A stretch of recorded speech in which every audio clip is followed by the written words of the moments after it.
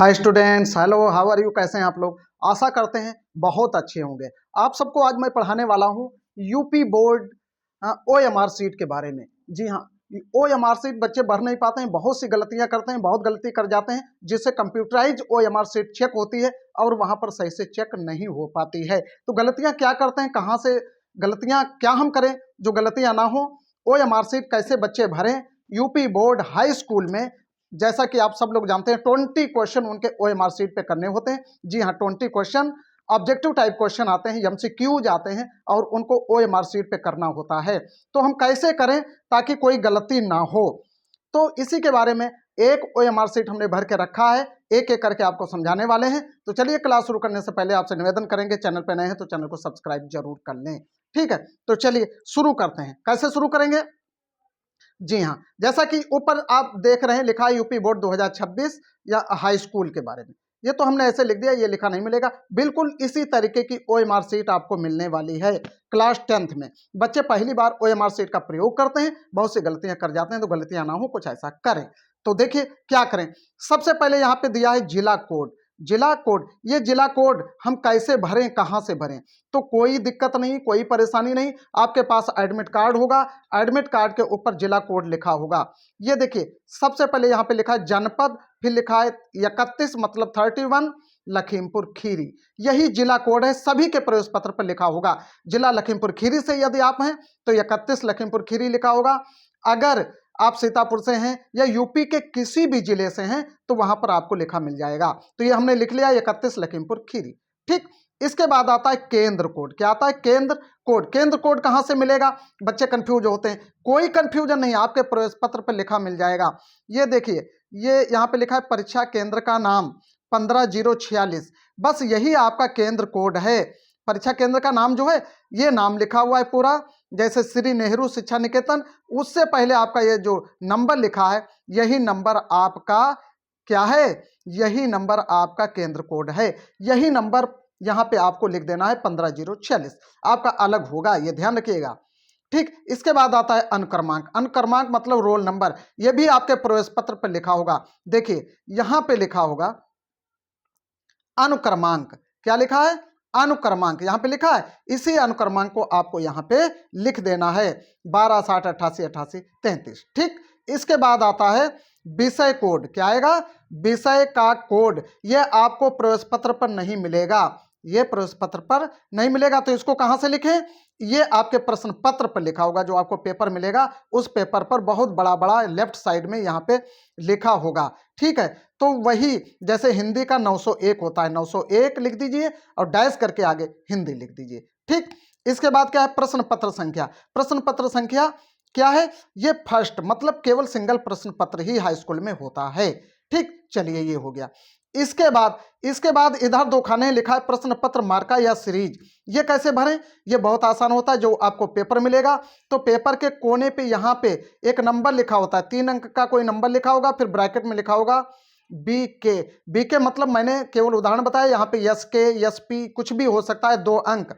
तो पहला अंक आपको इस कॉलम में भरना है, जैसा कि लिखा है पहला अक्षर, और दूसरा आपको इसमें भरना है और दोनों को ब्लैक करना है। B को यहाँ पे ब्लैक कर दीजिए, कर दिए। अब B को ही ब्लैक करना है, बाकी को नहीं ब्लैक करना है, ये हमने ऐसे बताया है। फिर K को इसमें ब्लैक करना है, आपको K को इसमें ब्लैक कर दीजिए। ठीक, चलिए ये हो गया। इसके बाद अब क्या करना है आपको, अब नीचे आ जाओ, वो बाद में बताएंगे। अब यहाँ पे दिया है परीक्षार्थी के हस्ताक्षर, तो यहाँ पर अपना नाम लिख देना है। ठीक, इसके बाद नीचे आओ, नीचे फिर आपको वही चीजें दोहरानी है, जिला कोड और नाम। तो जिला कोड और नाम ये आपके प्रवेश पत्र पे लिखा होगा, एक बार फिर से देख लीजिए ऊपर लिखा है 31 लखीमपुर खीरी जनपद, जनपद 31। तो वही 31 लखीमपुर खीरी यहाँ पे लिख देना है। आप जिस जिले से होंगे वो आपको उसका कोड और नाम लिखना पड़ेगा। फिर अनुक्रम केंद्र कोड। केंद्र कोड एक बार फिर प्रवेश पत्र पर आप देख लीजिए, यहाँ पे लिखा होगा जहाँ परीक्षा केंद्र का नाम, इसके आगे लिखा होगा यहाँ पर, फिर स्कूल का नाम होगा। ये केंद्र कोड आपको यहाँ पे लिख देना है। इसके बाद अनुक्रमांक, यहाँ पर आपको अपना रोल नंबर लिख देना है। इसके बाद विषय का कोड, ये प्रश्न पत्र पर आपके लिखा होगा, वो आपको यहाँ पे लिख देना है, जैसे 901 हिंदी। प्रश्न पत्र संख्या फर्स्ट है। ठीक, और फिर नीचे आपको अपने साइन कर देने हैं एक बार फिर से। तो ये तो आपका ओएमआर सीट कंप्लीट भर गई। अब आपको क्वेश्चन हल करने हैं। क्वेश्चन हल करोगे आप यहां से स्टार्ट करोगे क्वेश्चन नंबर फर्स्ट से। तो फर्स्ट का जैसे बी सही है तो बी हमने ब्लैक कर दिया, नंबर 2 का डी सही है, डी ब्लैक कर दिया, नंबर 3 का ए सही है, ए ब्लैक कर दिया, 4 का सी सही है, सी ब्लैक कर दिया, 5 का बी सही है, बी ब्लैक कर दिया। इसी तरीके से जिस क्वेश्चन का जो नंबर सही होगा, जैसे 15 का बी सही है, बी ब्लैक कर दिया, ए का डी सही है, डी ब्लैक कर दिया। ये उदाहरण है केवल, सेम ऐसे आपको नहीं करने हैं। आप वहां पे ध्यान रखिएगा, जो आपको पेपर मिलेगा उसमें ऑब्जेक्टिव एमसीक्यू क्वेश्चन होंगे, उसमें से सर्च करके आपको लिखना है।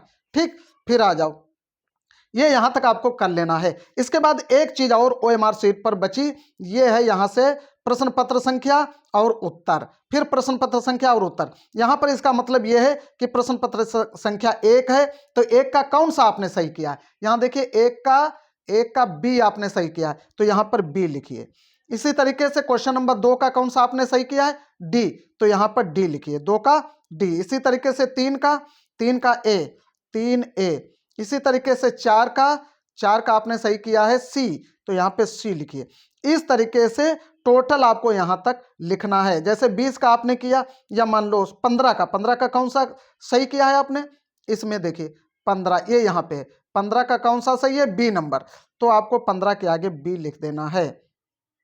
ठीक है, इसी तरीके से 20 का लास्ट में, 20 का कौन सा सही किया है, 20 का डी सही किया है तो 20 का डी, ये आपको जरूर लिखना है। इससे ये होता है कि कंप्यूटराइज ओएमआर शीट चेक होती है तो कोई गलती ना हो। अगर इसकी चेकिंग में कोई गलती हो गई है तो यहां से सुधारा जा सके। ये यूपी बोर्ड का बहुत अच्छा रूल है, बहुत अच्छा नियम आया है, बहुत अच्छी ये व्यवस्था दी गई है कि अगर यहां से कंप्यूटराइज चेकिंग में मिस्टेक कहीं कोई हो जाती है, हालांकि होती नहीं है, तो यहां से आपको करेक्ट करके नंबर दे दिए जाएंगे। तो ये आप देख लिए हैं। एक बार फिर से सभी से कहना चाहूंगा कि सही से देखिए, कोई भी किसी भी प्रकार की गलती ना हो और आप सही से ओएमआर शीट भर सकें। ठीक है, तो चलिए आज की क्लास यहीं पे ख़त्म करते हैं। ओएमआर शीट भरना आप सीख लीजिए, इसी तरीके से आपको भरना पड़ेगा।